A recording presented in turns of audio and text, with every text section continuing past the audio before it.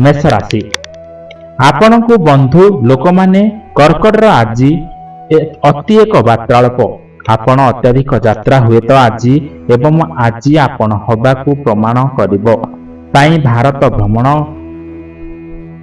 गले गुरुत्वपूर्ण कारण यह भविष्य में आपण पाई किछि भल संपर्क स्थापन करि परिबो सेमानक सहित जोगाजोग आगामी समय रे बहुत लाभदायक हेबो।